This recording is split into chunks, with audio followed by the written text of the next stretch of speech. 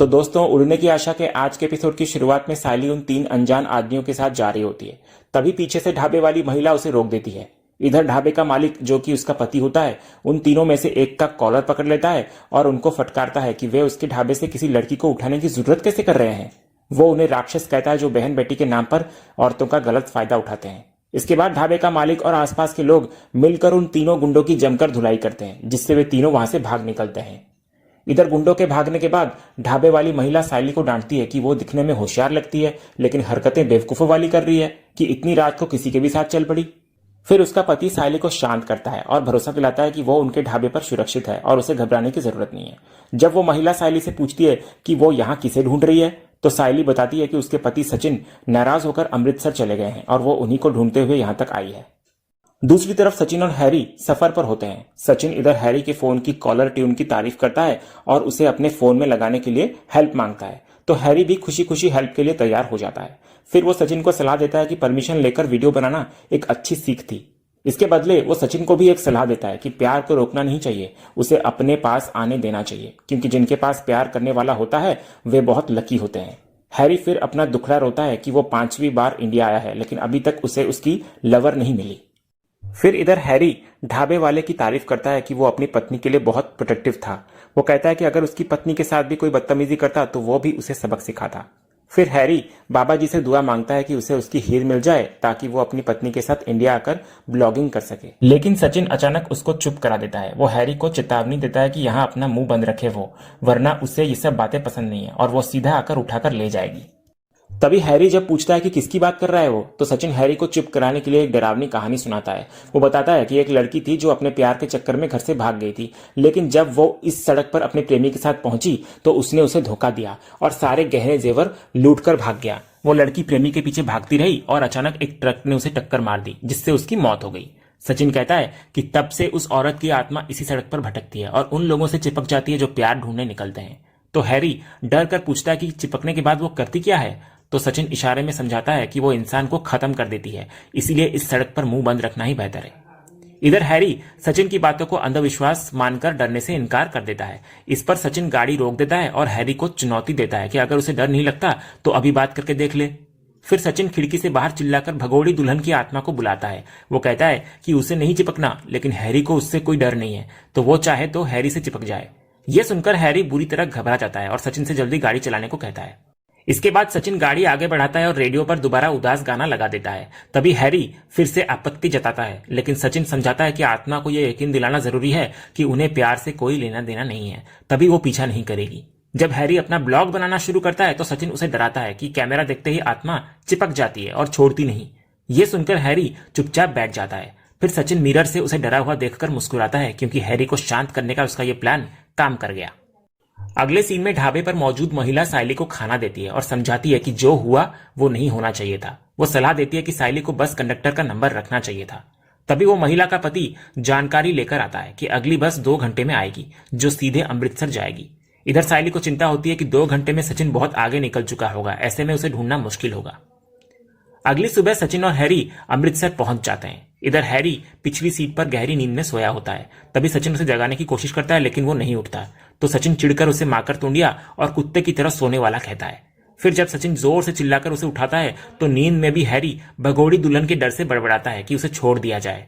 तो सचिन उसको समझाता है कि जो भी ढूंढना है गाड़ी से उतरकर ढूंढे। फिर गाड़ी से उतरने के बाद हैरी सचिन को इतनी जल्दी पहुंचाने के लिए धन्यवाद देता है। सचिन मजाक में कहता है कि उनकी रफ्तार देखकर लगा नहीं था कि वे 4 दिन में भी पहुंच जाएंगे। फिर सचिन हैरी का सामान निकाल कर देता है और हैरी उसे किराया चुकाता है। फिर हैरी सचिन को फ्रेश होने के लिए उसके घर के अंदर बुलाता है, लेकिन सचिन मना कर देता है क्योंकि उसे आगे जाना है। फिर जाते जाते हैरी सचिन से दुआ करने को कहता है कि इस रांझे को उसकी हीर मिल जाए। साथ ही वो सचिन को सलाह देता है कि अपने लवर का फोन उठा ले, क्योंकि वो बेचारी परेशान होगी। इतना कहकर हैरी वहां से निकल जाता है। इसके बाद सचिन परेश को फोन करता है और सुरक्षित पहुंचने की खबर देता है। जब परेश सायली के बारे में बात करने की कोशिश करते हैं तो सचिन बात घुमाकर बताता है कि वो कुछ दिन अमृतसर में रुककर घूमना चाहता है। वो गोल्डन टेम्पल और जलियांवाला बाग देखने की इच्छा जताने लगता है और वापसी में सवारी मिलने की उम्मीद करता है। फिर परेश के पूछने पर कि सचिन कहाँ रुकेगा, तो सचिन कहता है कि उसने गोल्डन टेम्पल के पास एक गेस्ट हाउस का पता कर लिया है और वो वहीं पर रुकेगा। फिर परेश इधर कुछ और कह पाते उससे पहले ही सचिन फोन काट देता है। इसके बाद घर पर रिया परेश से साइली के बारे में पूछती है तो परेश बताते हैं कि अभी तक साइली से बात नहीं हुई है। तो रिया सुझाव देती है कि शायद किसी को साइली की हेल्प के लिए उसके साथ होना चाहिए था। तो परेश समझाते हैं कि साइली ने खुद ये सफर अकेले तय करने की जिद की थी। वे फैसला करते हैं कि अगर साइली को सचिन मिल गया तो ठीक, वरना वे कुछ इंतजाम करेंगे। दूसरी तरफ अमृतसर में सचिन एक चाय की दुकान पर रुकता है और चाय का ऑर्डर देता है। फिर वो अपना फोन को ऑन करता है और देखता है कि साइली का एक वॉइस नोट आया हुआ है। सचिन उसे सुनता है। वॉइस नोट में साइली बेहद परेशान होकर बोल रही होती है कि वो कब से उससे बात करने की कोशिश कर रही है, लेकिन सचिन उसके फोन का जवाब ही नहीं दे रहा। साइली गिड़गिड़ाते हुए पूछती है कि प्लीज सचिन, मुझे तुमसे बात करनी है। तुम कहाँ हो? क्योंकि मुझे तुम्हारी बहुत फिक्र हो रही है। तुम ठीक तो हो ना? वो विनती करती है कि प्लीज एक बार फोन पर बात कर लो। साइली मानती है कि सचिन बहुत गुस्से में है, लेकिन फिर भी वो सवाल करती है कि मुझसे बात किए बिना तुम कैसे रह पा रहे हो? क्या मैं अब तुम्हारी साइली नहीं रही? तो सचिन वॉइस नोट को बीच में ही बंद कर देता है। तभी चाय वाला आकर उसको चाय देता है। इधर सचिन खुद से बात करते हुए कहता है कि नहीं, बात करने का ही नहीं है मेरे को तेरे से। नहीं जानने का है कि तू किधर है और क्या कर रही है और क्या सोच रही है। वो साफ कर देता है कि उसे कोई फर्क नहीं पड़ता, ना वो साइली को कोई फोन करने वाला है और ना ही उसका फोन उठाने वाला है।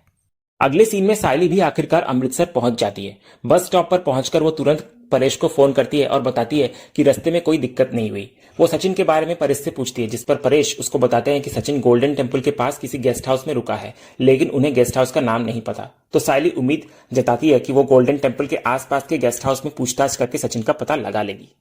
दूसरी तरफ सचिन चाय पीने के बाद अपनी गाड़ी में बैठता है। उसी समय साइली का दोबारा फोन आता है। सचिन फोन नहीं उठाता, बल्कि एक वॉइस मेल भेज देता है कि सचिन देशमुख आपके लिए उपलब्ध नहीं है। फिर वो खुद से वादा करता है कि साइली चाहे जितनी बार भी फोन करे वो नहीं उठाने वाला, क्योंकि उसके लिए बात अब खत्म हो चुकी है। इधर साइली जब दोबारा फोन लगाने की कोशिश कर रही होती है, तभी अचानक भीड़ में कोई उसका फोन छीनकर भाग जाता है। तो साइली हक्की बक्की रह जाती है और उसे पता भी नहीं चलता कि चोर कौन है। अनजान शहर में बिना फोन के वो बुरी तरह घबरा जाती है। उसे चिंता होती है कि अब वो सचिन को कैसे ढूंढेगी और कैसे बात करेगी। फिर हार न मानते हुए साइली पास बैठी पुलिस के पास जाती है और अपनी चोरी हुए फोन की रिपोर्ट लिखवाती है, इस उम्मीद से कि वे उसकी हेल्प कर लेंगे। इधर दूसरी तरफ गाड़ी में बैठते ही सचिन रेडियो चालू करता है, लेकिन हर जगह रोमांटिक गाने ही बज रहे होते हैं। इससे सचिन चिढ़ जाता है और रेडियो को बंद कर देता है। वो खुद से कहता है कि उसका दिमाग पहले ही खराब है, उसे ना तो ये गाने सुनने हैं और ना ही प्यार चाहिए उसे बस शांति से काम करना है और खुश रहना है। इतना कहकर वो गाड़ी स्टार्ट करके आगे बढ़ जाता है।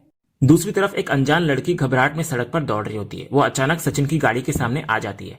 सचिन तेज ब्रेक लगाता है, जिससे उसका फोन गाड़ी के अंदर ही नीचे गिर जाता है। फिर सचिन गुस्से में गाड़ी के अंदर से ही उस लड़की को डांटता है कि वो अंधी है क्या, देखकर चले। लेकिन जैसे ही वो लड़की अपना चेहरा ऊपर करती है, सचिन उसको देखकर हैरान रह जाता है। दूसरी तरफ साइली पुलिस वालों के सामने अपनी शिकायत दर्ज कराती है। तभी पुलिस वाले उसको बताते हैं कि उसका फोन ट्रेस पर लगा दिया गया है और मिलते ही उसके पते पर भेज दिया जाएगा। तो साइली रोते हुए विनती करती है कि वो मुंबई से है और पहली बार अमृतसर आई है, इसलिए उसे अभी हेल्प की सख्त जरूरत है। लेकिन पुलिस वाले उसे मुंबई का ही पता देने को कहते हैं। तो साइली भी फिर अपना पता बताकर वहां से निकल आती है। इसके बाद वहां से बाहर आकर साइली खुद को संभालती है। वो ठान लेती है कि जिस मकसद के लिए वो यहाँ आई है उसे पूरा करके ही रहेगी। वो आसानी से हार नहीं मानने वाली। साइली तय करती है कि उसे सबसे पहले गोल्डन टेम्पल के पास वाले मार्केट जाना होगा। फिर इसी दृढ़ संकल्प के साथ वो अनजान रास्तों पर भटकते हुए अपनी मंजिल की तलाश शुरू करती है। अगले सीन में रेणुका रोशनी पर भड़की हुई होती है, क्योंकि रोशनी ने घर पर खाना बनाने के बजाय बाहर से खाना मंगवाने की बात कही थी। रेणुका ताना मारती है कि क्या रोशनी के पिता पैसे छोड़कर गए हैं जो रोज बाहर का खाना खाया जाएगा। रोशनी समझाने की कोशिश करती है कि आज पार्लर में बहुत सारी बुकिंग्स है, इसलिए उसको जाना ही पड़ेगा। लेकिन रेणुका उसकी एक नहीं सुनती और उसे याद दिलाती है कि घर की बहू होने के नाते उसकी जिम्मेदारियां घर के प्रति पहले है, ना कि क्लाइंट्स के प्रति। तभी परेश रेणुका को डांटते हैं कि वो रोशनी से ऐसे बात ना करे और याद दिलाते हैं कि पहले भी उन्होंने बाहर से खाना मंगवाया है, ये कोई नई बात नहीं है। लेकिन रेणुका बहाना बनाती है कि बाहर का खाना उसकी सेहत खराब कर देता है, इसलिए वो सिर्फ घर का बना खाना ही खाएगी जो रोशनी बनाएगी। वो रोशनी को घर के बाकी कामों यानी कि झाड़ू पोछा, बर्तन, कपड़े धोने की याद दिलाती है और चेतावनी देती है कि पहले सारे काम निपटाए फिर खाना बनाए। साथ ही कल जैसी कोई चालाकी न करने की धमकी भी देती है। तभी रिया, जो कि वहीं पर होती है, रोशनी का पक्ष लेते हुए रेणुका से पूछती है कि वो रोशनी को काम करने से क्यों रोक रही है और उसे डरा क्यों रही है। तो रेणुका चिढ़कर रिया को ही काम में हाथ बटाने के लिए कह देती है। लेकिन फिर अचानक वो अपना इरादा बदल लेती है और कटाक्ष करते हुए रिया को सलाह देती है कि वो अपने डबिंग के काम पर चली जाए, वही सबसे बड़ी हेल्प होगी। फिर अंत में रेणुका रोशनी को सख्त आदेश देती है कि वो बाकी सारे काम खत्म करके तुरंत किचन में जाए और जल्दी खाना बनाए, क्योंकि उसे भूख लगी है। इतना कहकर रेणुका चली जाती है और मजबूर होकर रोशनी भी चुपचाप किचन की तरफ चली जाती है। अगले सीन में सचिन वो लड़की को देखकर घबरा जाता है। उसे मुंबई की भगोड़ी मैना और अमृतसर की डरावनी भगोड़ी दुल्हन में समानता दिखती है। वो सोचता है कि यह वही आत्मा है जिसकी कहानी उसने हैरी को सुनाई थी और अब दिन दहाड़े उसकी गाड़ी के आगे आ गई है। सचिन वहां से भागने की कोशिश करता है, लेकिन वो लड़की जबरदस्ती उसकी गाड़ी में आकर बैठ जाती है। इसके बाद वो लड़की पंजाबी में सचिन को गाड़ी भगाने का आदेश देती है। तो सचिन हैरान होकर उससे पूछता है कि वो कौन है, किसी का मर्डर करके आई है क्या?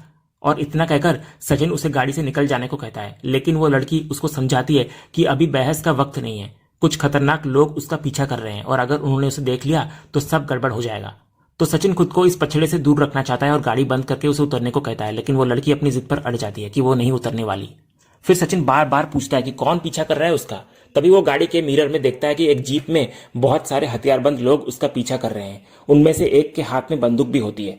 ये देखकर सचिन के पसीने छूट जाते हैं। वो लड़की से सच उगलवाने की कोशिश करता है, लेकिन तभी पीछे से गोली चलने की आवाज आती है। तो गोली की आवाज सुनते ही डरा हुआ सचिन तुरंत गाड़ी स्टार्ट करता है और तेजी से भगाता है। इधर जीप वाले लगातार उनका पीछा करते हैं और गोलियां चलाते हैं। तो सचिन लड़की पर भड़कता है कि उसने उसे कहां फंसा दिया। तभी वो लड़की सचिन को और तेज गाड़ी चलाने के लिए उकसाती है, लेकिन सचिन अपने परिवार की चिंता करता है कि अगर उसे कुछ हो गया तो उनके घर वाले कहां जाएंगे। वो लड़की को फिर अपनी जान का खतरा महसूस होता है और वो कहती है कि आज तो वो गई, क्योंकि पीछा करने वाले लोग बहुत खतरनाक है। फिर लगातार होती गोलीबारी और सचिन के डर वाले सीन के साथ आज का एपिसोड यहीं समाप्त होता है। तो दोस्तों, आपको आज का ये एपिसोड कैसा लगा, अपनी राय हमें कमेंट करके जरूर बताएं। अगर आपको ये वीडियो पसंद आया हो तो इसे लाइक और शेयर जरूर करें और सीरियल के आने वाले ट्विस्ट एंड टर्न्स जानने के लिए हमारे इस चैनल को सब्सक्राइब करना ना भूलें। धन्यवाद।